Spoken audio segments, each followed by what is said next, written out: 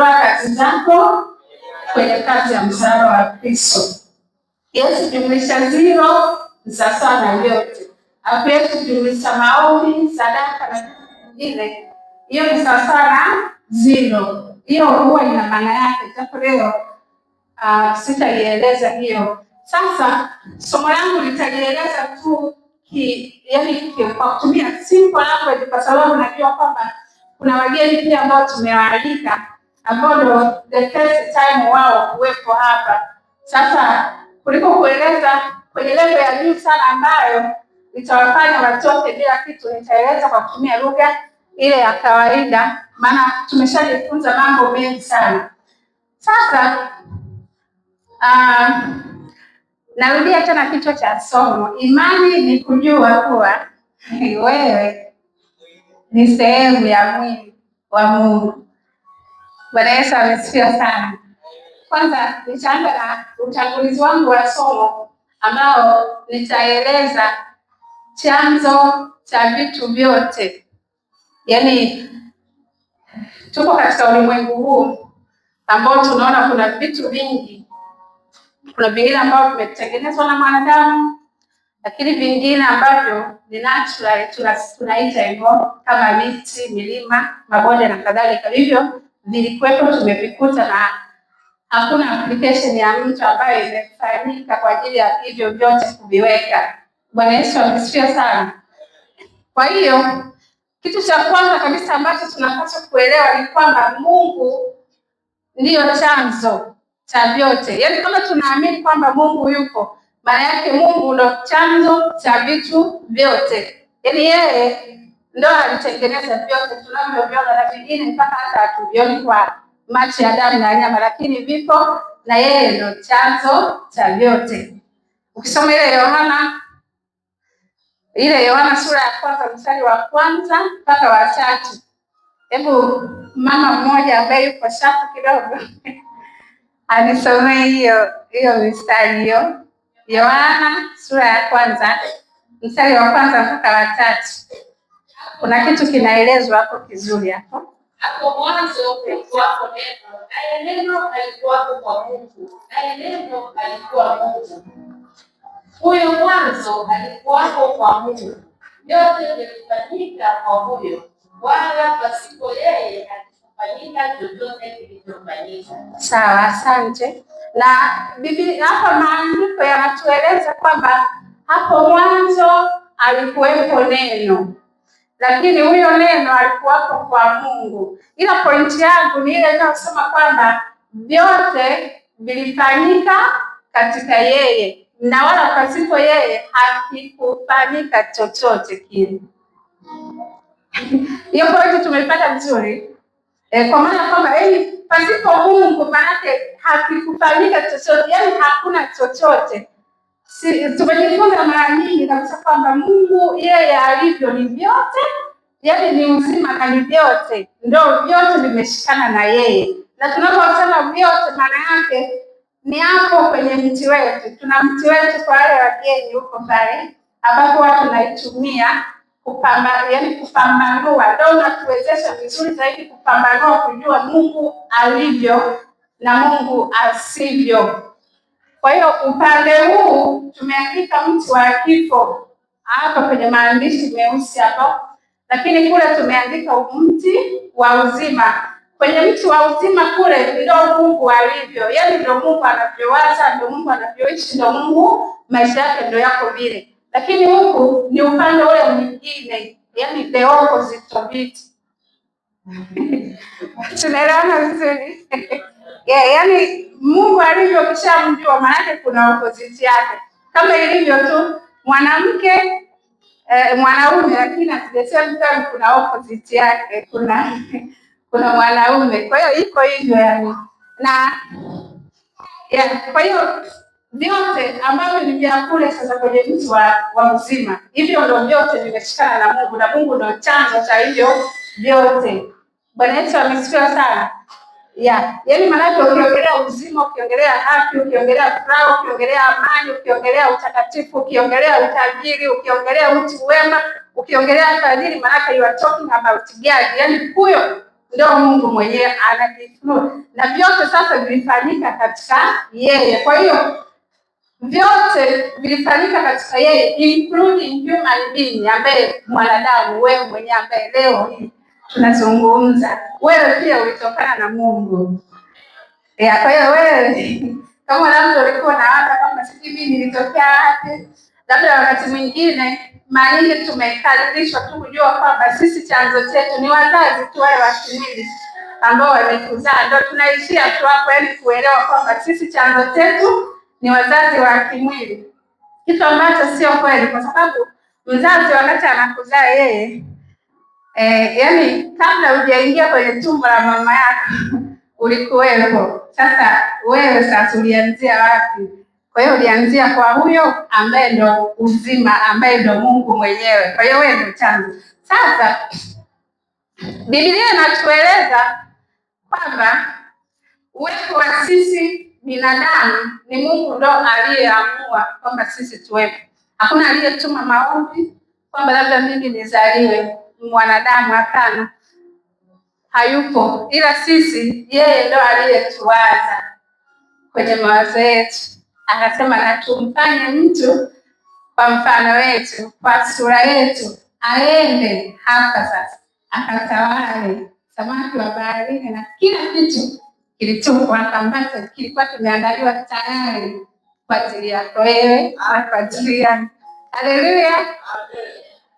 Kwa hiyo wakati Mungu anatuumba sasa, tuliumbwa kabisa katika hali ya wema wote, japo ilikuwa katika mfano ile mwanzoni.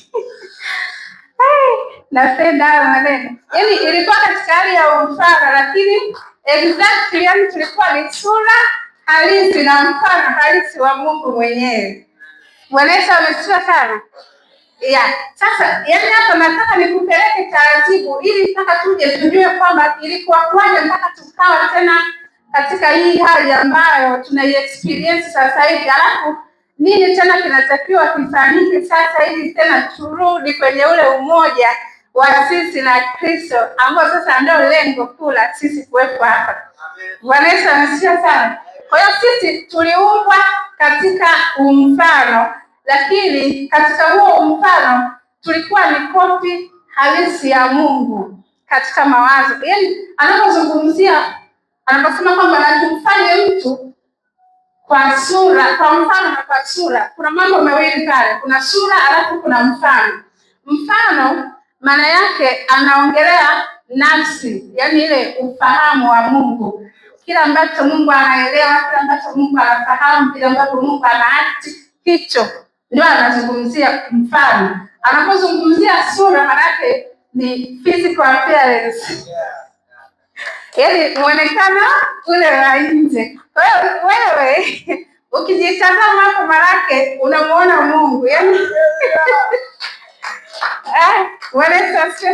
yaani Mungu, usiangalie kitu kingine. Yaani wewe kama hujajua vizuri sura ya Mungu na mfano wa Mungu, nenda kwenye kioo uangalie. Hiyo ndio physical appearance ya Mungu. Yaani wewe ulivyo, you are a copy and a paste of God. Bwana Yesu asifiwe sana. Nafikiri tunaelewana vizuri. Kwa hiyo hicho ndicho Mungu alichokifanya. Alitoa kopi na yani katika mfano. Sasa mwanadamu wakati akiwa katika ile hali ya mfano alikuwa anaishi kama ambavyo Mungu alivyo. Hakuwa na tofauti yoyote. Hakuwahi kuona tofauti yoyote wala kuexperience ile difference kati yake na Mungu. Ndio maana Biblia inajaribu kutueleza kwamba Mungu alikuwa akimtembelea, yaani wanakaa wanapiga story. Japo sidhani kama ilikuwa ni physicality, lakini kuna lugha ambayo wanajaribu kuileta kwetu ili sisi tu tuelewe kwamba huo ushirika wao na Mungu ulikuwaje. Lakini ndio hivyo kwamba yani hapakuwa na tofauti yoyote. Hapakuwa na nini na tofauti yoyote kati yake yeye na Mungu, which means that kwamba yani the way Mungu alivyokuwa anawaza ndivyo, yani the way Adamu alivyokuwa anawaza ndivyo Mungu alivyokuwa anawaza. The way Mungu alivyokuwa anaishi ndivyo Adamu pia alikuwa anaishi vile vile. Bwana Yesu asifiwe sana. Yaani alijiona yeye na Mungu hapana tofauti yoyote. Yeye ni sehemu ya huyo Mungu ambaye ndio chanzo cha vyote tumeshasema. Na hili linathibitisha kwenye Mhubiri sura ya 7 na ule mstari wa 29. Hebu mama mmoja ambaye yuko pasta alisomee. Mhubiri 7 mstari wa 29 ni andiko ambalo lina prove kwamba the way mwanadamu alivyoumbwa, the way mtu alivyoumbwa, kuna tofauti kati ya mwanadamu na mtu. Mungu alichoumba ni mtu, tuelewane hapo. Mungu alichoumba ni mtu, alisema na tumfanye mtu kwa mfano wetu.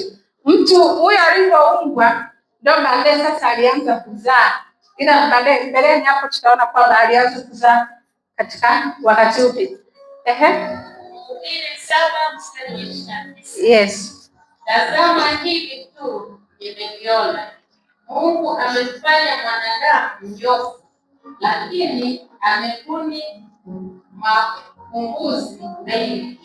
Amen. Kwamba Bible iko wazi, na Bible ni maandiko. Yaani unajua kuna mkanganyiko pia kwenye kuna kitu kinaitwa Biblia, alafu kuna kitu kinaitwa neno.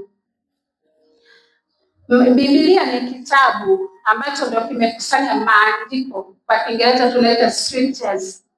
Yaani hayo ni maandiko yako kwenye Biblia. Lakini tunapozungumza neno manake ni huyo Kristo ambaye ndo alikuja akavaa mwili kisha tukamuona kwa macho. Bwana Yesu asifiwe.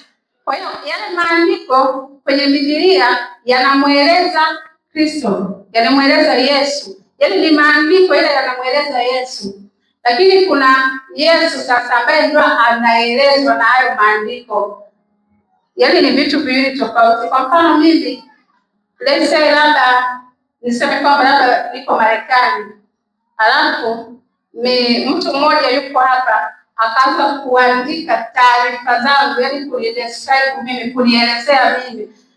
Nitakapokuja manake mimi ndio hicho kitu halisi sasa ambacho kilikuwa kinaelezwa na hayo maandiko. Kwa hiyo Bible ni kitabu ambacho kinamueleza Yesu, yaani kinamfunua Yesu. Na tunapomuona Yesu manake tunamuona Mungu, na tunapomuona Mungu manake tunajiona sisi. Bwana Yesu amesifiwa sana. Kwa hiyo hapa Mhubiri 7:9 ina prove kwamba ina prove kwamba mwanadamu na mtu wakati anaumbwa aliumbwa katika hali ya wema kabisa. Hapakuwa na changamoto yoyote. Ila sasa inasema yeye mwenyewe akabuni mapunguzi mengi. Yaani tuseme tu kwa lugha nyepesi ni kwamba yeye mwenyewe akaona ule wema wa Mungu kwamba hapa mbona kuna doubt, akajitafutia matatizo yeye mwenyewe kwa kupenda kwake. Kwa sababu gani tunasema hivyo? Alipoumbwa mtu alipewa hiari ya utashi kuamua mwenyewe anachotaka ni nini kwenye maisha yake.